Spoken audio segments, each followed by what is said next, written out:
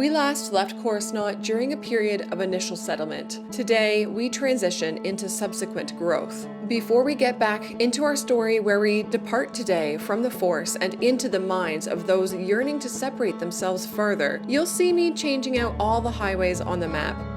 I also did this with the rail and the trees using Bob to replace the palm trees that came with the map with these stone pines. I do my best with this project to balance my vision for the city and its story with the time and pain of sifting through the workshop and updating mods through a year's worth of game updates. With that balance in mind, I left a good bit of detailing to next episode. Today, we'll flesh out some story and justify expansion, hearkening its consequences. But where to expand?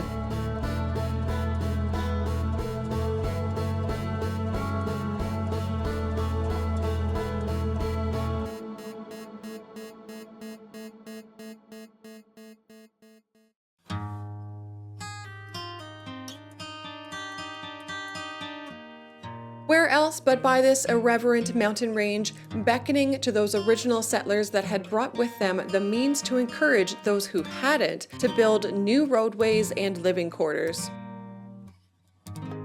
And when they couldn't acquire the materials or labor from their new, more immediate neighbors, they hailed back to the old worlds to source their needs, ignoring the promise they had made to both themselves and the other expats to keep this new life secret.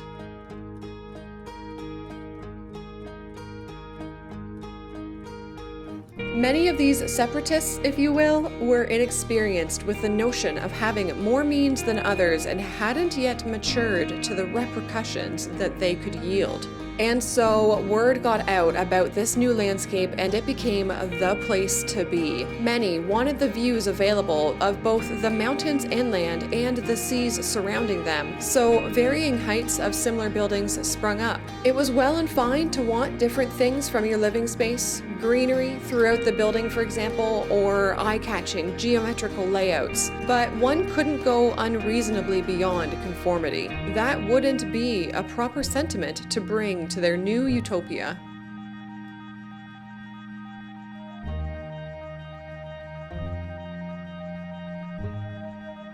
To give these new inhabitants their credit, they worked with the landscape available and did their best not to disturb the pre-existing views as they built their slice of paradise. This resulted in a few nearby neighborhoods sharing a general richness and beauty, connected by the highway and soon transit, as well as a new technology, lanes for hover vehicles. But they weren't quite there yet. Those who were engineering this utopia garnered new inspiration from the initial richer buildings and really set the laborers to action. One wanted this half-dome built for only to separate themselves and close relationships further, ensuring education was prioritized at its center. Others realized their visions through giant buildings, attempting to stand out from their surroundings and provide places for the nearby inhabitants to spend their easier working hours. A few wanted to be closer to nature, winding their way further into the mountainside and cherishing their resulting view of the ocean. They donned their living spaces with greenery to keep the illusion of the wild even from their space of comfort. And as the area filled up with highly dense buildings meant for living, recreation, and a light workload, it became a bit of a mishmash itself, similar to the original settlement these folks had abstracted themselves from. But they certainly didn't see it that way. They ensured they would be beholden to their new neighborhoods by hiring required services to survey this area and bring them the comforts they were used to. While it wasn't instant, this did result in a bit of a bubble. Ideas and ideals bounced within these neighborhoods, but rarely in from outside of them. Though they strived to be unique and set themselves apart, most of the people living here had at least one thing in common. They felt their wealth indicated their value. Socializing with only each other reinforced this over time, and they began to take the resentment they once had for those on the old worlds and redirect it to their fellow planetary immigrants, the ones who had built them their own new neighborhoods or supported them in seeking a higher utopia than they originally arrived to.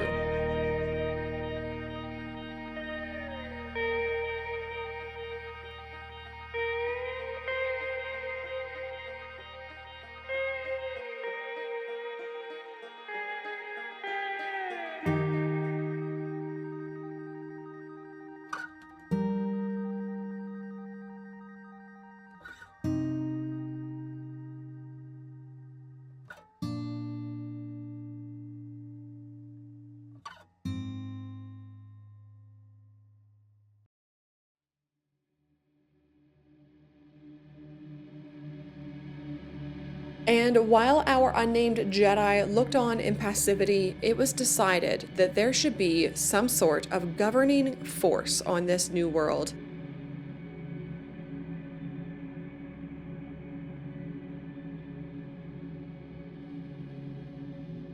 Even if only to keep those back in the original settling area from bleeding their more minimalistic ideals into this new, luscious paradise.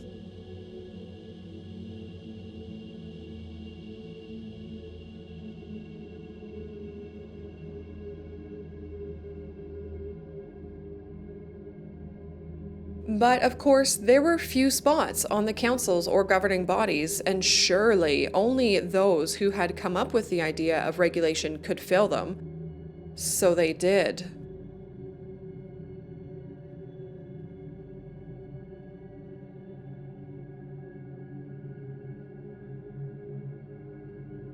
This reasonably began to stir a wave of discontent among our original settlers.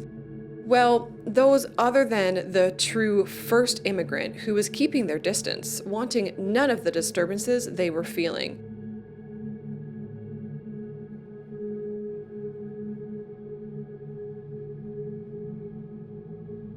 Nevertheless, the wealthy had become accustomed to their peace and prosperity. They wanted to remain in charge without any fuss.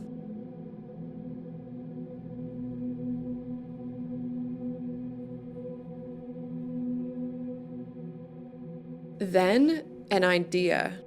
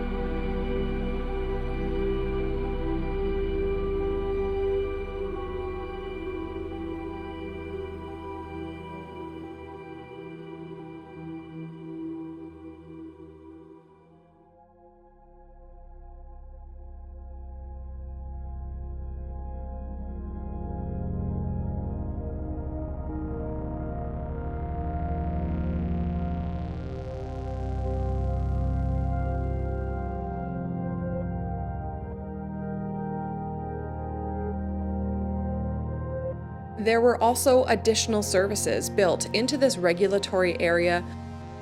While they did greatly benefit the more opulent peoples further inland, it couldn't be denied that their transportation and energy production especially helped the initial communities find more ease in their day-to-day.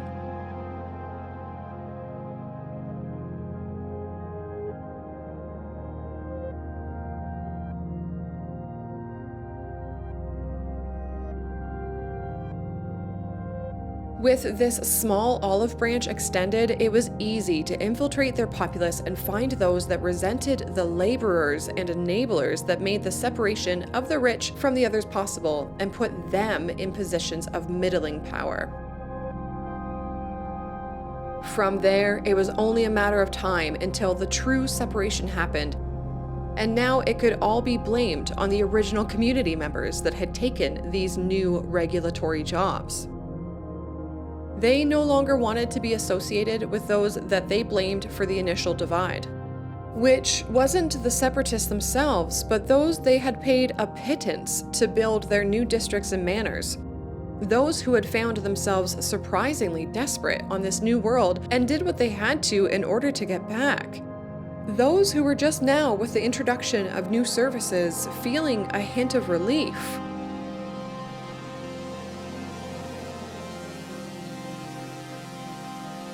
They were cast out.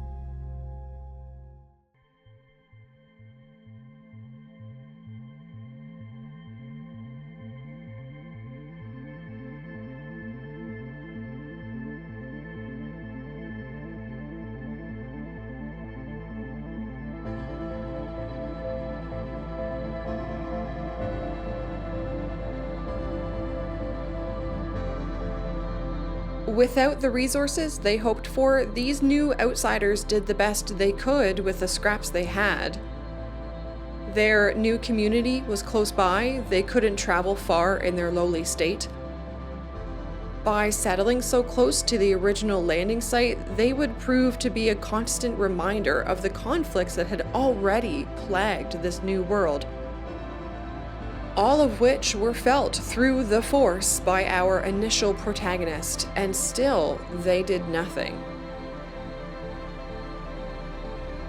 As the full population began to satisfy and level, the original infrastructure was pulled back from its over-ambitious plans, and the new world felt quiet.